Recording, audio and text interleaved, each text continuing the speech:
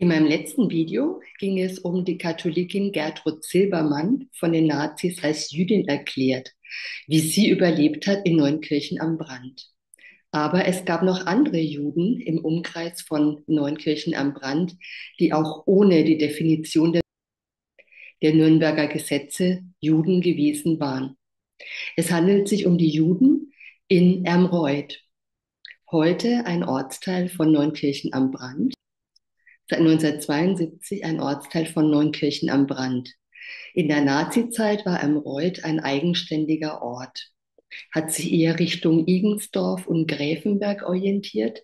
Dann wurde eine Straße gebaut über den Berg, über den Rücken des Hetzlers, das ist ein Mittelgebirgszug, an der südlichen Grenze der fränkischen Schweiz. Als es diese Straße gab, die Verbindungsstraße gab, wurde auch die Verbindung zwischen den Ermreuther Juden und Neunkirchen am Brand immer stärker. Die ersten Juden in Ermreuth wurden um 1500 registriert. 200 Jahre später gab es eine jüdische Gemeinde.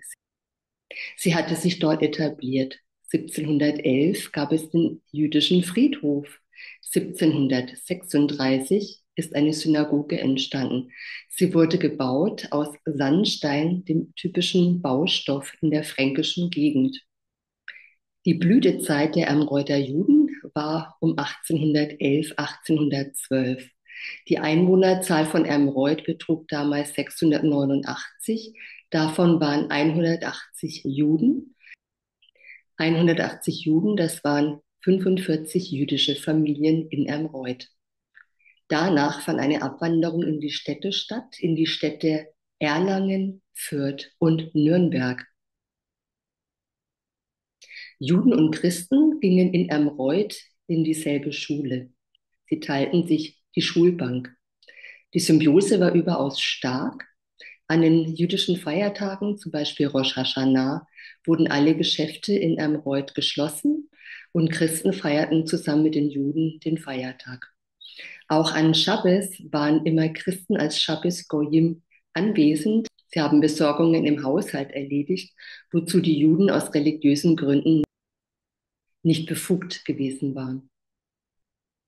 Zur Symbiose zwischen Christen und Juden in Ermreuth gehörte es auch, dass der Metzger Trummert befugt war, auf dem Grundstück des Juden Schwarzhaupt sein Vieh zu schlachten.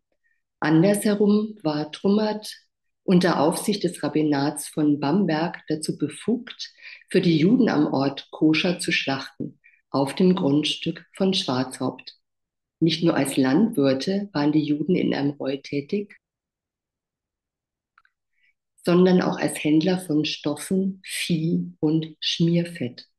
In den ersten Jahren des Nationalsozialismus, 1933 bis 1935, gab es nur noch 5 jüdische Haushalte in Ermreuth. Die jungen Leute waren zwischenzeitlich ausgewandert oder in die Städte gegangen. Ermreuth gehörte zum Rabbinat Bamberg. Zu den jungen Leuten, die auswanderten, gehörte Bernhard Wassermann, der in die USA auswanderte. Er ist ein ganz wichtiger Zeitzeuge geworden für die historischen Umstände in der Nazizeit in Ermreuth.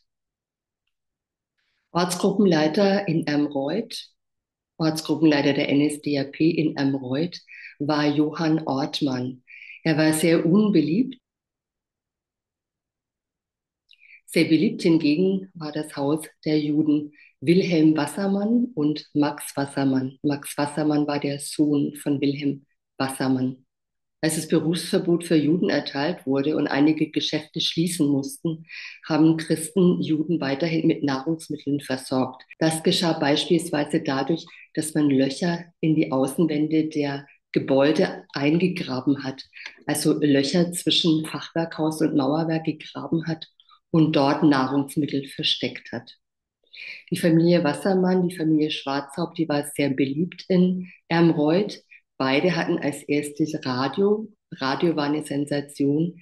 Alle Christen gingen in die Wohnhäuser von Schwarzhaupt und Wassermann, um sich regelmäßig mit Informationen auch aus dem Ausland zu versorgen.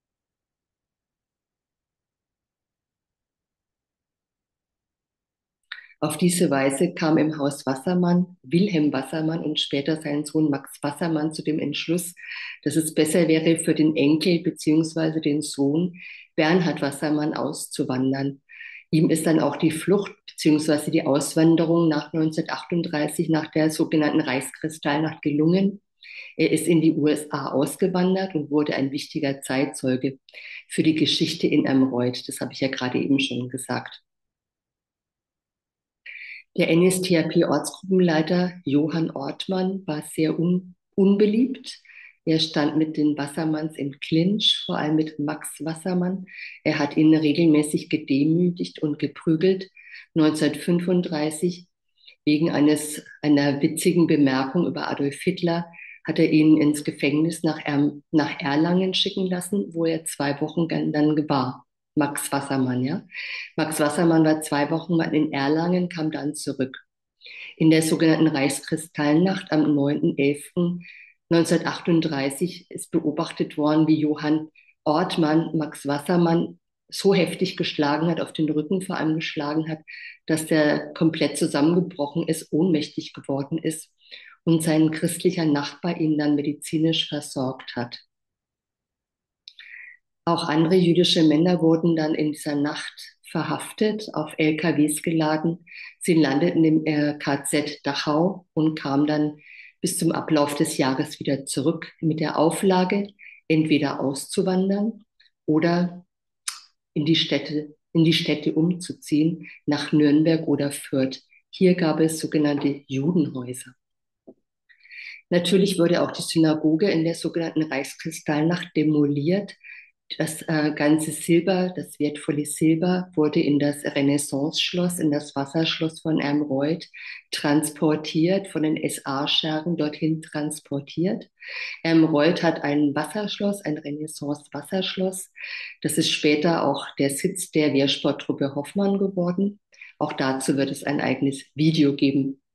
In der Sturm- und Drangzeit der Nazis, der SA-Sturmzeit, wurde dann das Schloss auch genutzt, zum Beispiel für Besuche von Julius Streicher, dem Gauleiter von Nürnberg, wo eben SA dann auch Aktionen gegen Juden, sogenannte Razzien gegen Juden geplant hatte.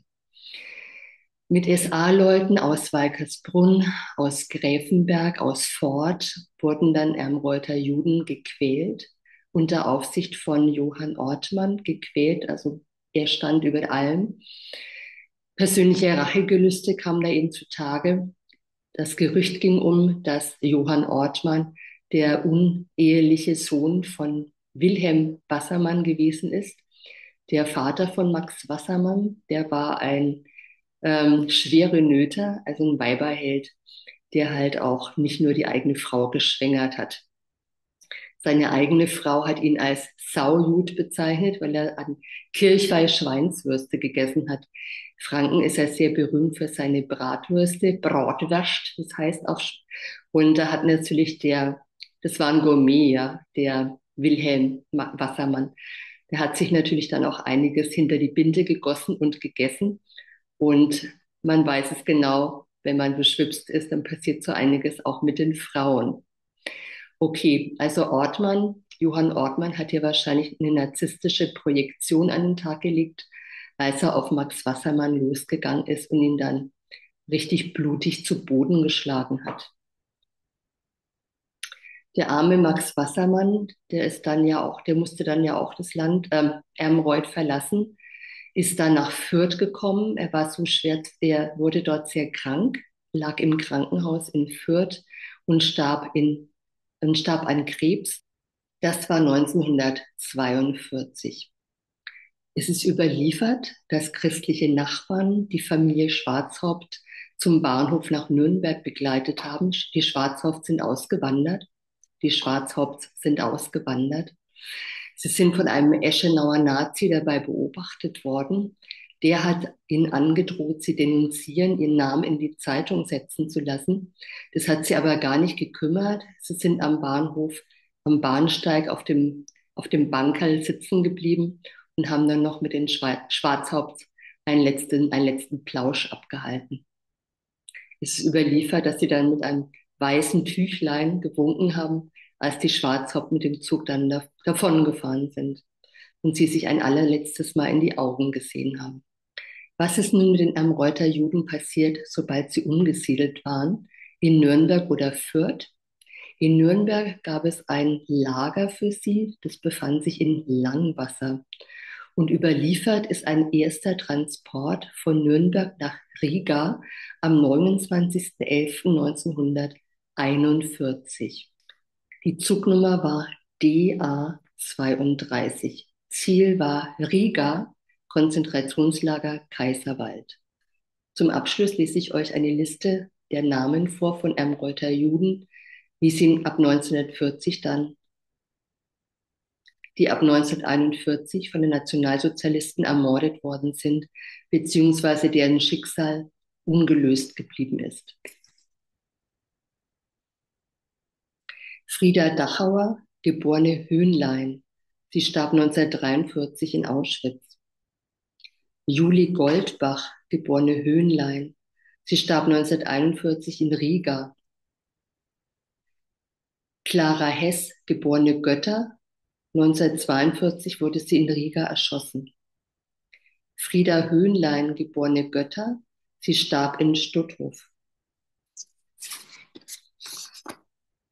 Gustav Höhnlein starb in Stutthof. Hermann Höhnlein starb in Stutthof. Louise Höhnlein, ihre Spuren verlieren sich. Vermutlich starb sie in Riga. Martin Höhnlein, er verstarb nach einer Deportation in den Osten. Sophie Höhnlein, geborene Erlanger, starb in Stutthof, war vorher in Riga. Therese Neu, sie ist nach Holland geflüchtet, dort aufgegriffen worden, nach Polen deportiert und dort ermordet worden. Maria Schloss, ihr Schicksal ist unbekannt. Betty Strauß, geborene Schönberger, ihr Schicksal ist unbekannt. Clara Teutsch,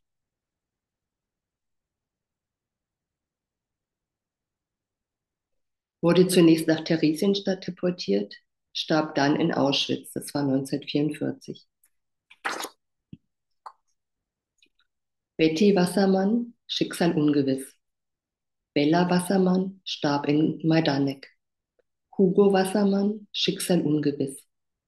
Kurt Josef Wassermann starb in Majdanek. Max F. Wassermann, Schicksal unbekannt. Rosa Wassermann, Schicksal unbekannt. Werner Wassermann starb in Majdanek.